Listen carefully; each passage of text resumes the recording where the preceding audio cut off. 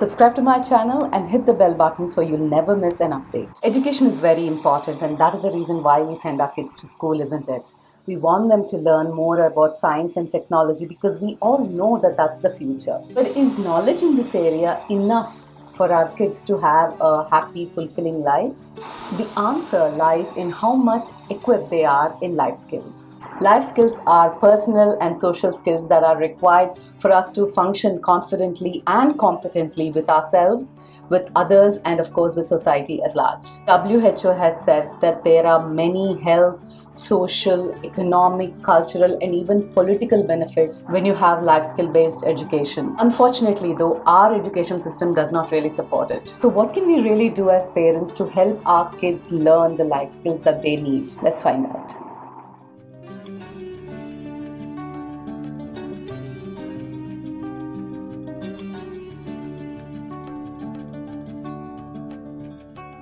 I'm Aparna, your personal coach, helping you upskill yourself to lead the life you desire. Before I begin, let us understand what are the life skills that our kids need to learn. Here's the list of 10 life skills I've identified for my son. This could work for you, or you can think of any other skill that you feel important for your kid to have. From this list, it's quite possible that your kid already is having certain skills. Looking at this list, I can confidently say that my son already shows compassion. He has a positive attitude and is always curious. He's so eager to learn. So I need to work on the remaining skills from this list. Now that you've identified your list, how can you teach them to your kids? The first step is to communicate.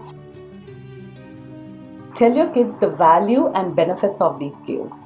It's quite easy when your kid is young because they usually listen to what you have to say. But if your kid is a preteen or a teen, then you will have to be more logical to them. Remember, this is what you think is important that they should have.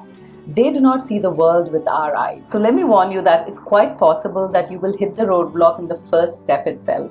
But no worries, we are parents and we have magic wands with us, isn't it? Depending on their reaction to what you have communicated to them, you go to the second step, which is to strategize. This is a management term, but why do you need to strategize? Because each kid has a different way of learning, and you need to devise a common method or a technique that will help them understand and learn faster. For example, you can demonstrate a skill and you can ask them to follow. This technique is typically known as mirroring, or you can use a shadowing technique, like literally teaching them how to dance. So strategizing basically helps you figure out what works best for your kid. You can use a popular technique, which is step number 3, storytelling. Once upon a time, in a land far, far away, we were told tantalizing stories that piqued our interest into learning and applying powerful life lessons. And remember, every story had a moral. Storytelling is a powerful teaching strategy, and every child understands and learns from it. We did as kids, remember? But as parents, we forget to get into the storytelling mode as our kids getting older. Imagine me reading a story to my 13-year-old son. I'm not sure he'll like it. But then again, maybe he will. I can pick a story that can demonstrate the usage or the values and benefits of the life skill that I want him to learn. Alternatively, I can always ask him to tell me a story. Or we can watch movies together which probably tell the same story. There are many stories that convey life's greatest lessons. So get storytelling back into your life. Step number 4, integrate into daily life. Our kids lead a super busy life. I mean, they are at school full day, then they can attend tuitions and painting and music and sports, and they are super busy, much more than us. Do you think after all that they have time and brain space to listen to what you have to tell them? Well, yes, provided you're integrating these lessons into your daily life. For example, if I want to teach organizing skills, to my son. So here's what I've done.